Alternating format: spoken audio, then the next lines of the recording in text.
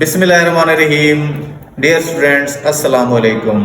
आज हम आपको एक एक्टिविटी परफॉर्म करके दिखाने लगे हैं और आज की ये activity government high school new centre jail Multan से 5वीं क्लास का तालिब इल्म मोहम्मद आबिद आपको परफॉर्म करके दिखाएंगे। और इसमें इस एक्टिविटी में दरअसल हम ज़मीन की साख्त को स्टडी करना चाह रहे हैं, स्ट्रक्चर ऑफ अर्थ को देखना चाह रहे हैं। तो ये बच्चा बताएगा हमें कि हमारी ज़मीन का स्ट्रक्चर कैसा है। जी प्लीज़। हमारी ज़मीन का स्ट्रक्चर इस अंडे की तरह है। हमने अपनी ज़मीन को 3 हिस्सों में तकसीम किया है। जो अंडे की बाहर सफ़ेद सी तह नज़र आ रही है, जिस पर हम रहते हैं, ये वो जगह है और इसका नाम है क्रस्ट। एग है ना, ये देखो जिसकी ये बाहर वाली साख्त है, जो ये क्या कर रहा था ये बच्चा इस अंडे को, इसकी जो ये बाहर वाला जो छिलके हैं ये इसको उतार रहे हैं ना, इसको क्या बोलते हैं? क्रस्ट बोलते हैं। क्या बोलते हैं? और ये जमीन का वो वाला हिस्सा है जहाँ पर हम क्या करते हैं, रहते हैं। यहाँ पर ही समंदर मौजूद है, यहीं पर पहाड़ मौजूद है, यहीं पर जंगलात मौजूद हैं। तो ये जमीन का जो बाहर वाला हिस्सा है, जो अंडे का बाहर वाला हिस्सा होता है ना, इससे इसकी क्या है, मुशाबहत है। ठीक हो गया। अब ये जो दूसरा हिस्सा है, जमीन का दूसरा हिस्सा, वो इस अंडे की इस साख्त से मिलता है और इसका नाम है मेंटल। ये थोड़ा सा गर्म होता है।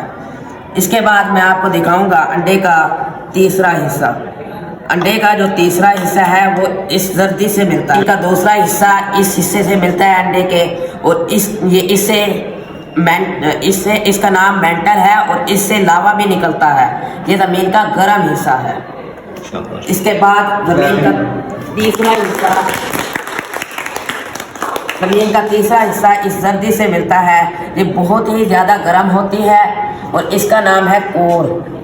और इसका टेम्परेचर 5000 तक होता है। ज़मीन का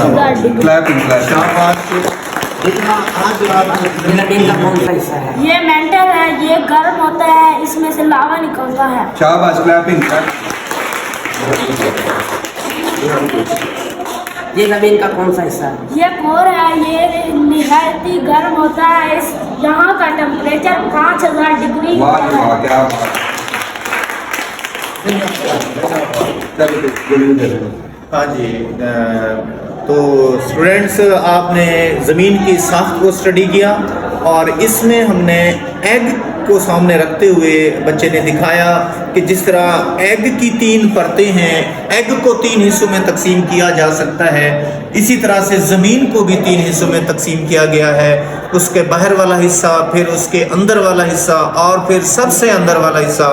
बाहर वाले हिस्से को बच्चे ने क्रस्ट का नाम दिया और उसके अंदर जो जर्दी मौजूद थी उसको जो है कोर का नाम दिया, और जो दरमियान में सफ़ेदी मौजूद थी तो उसको मेंटल का नाम दिया गया। Thank you very much. अल्लाह हाफिज़।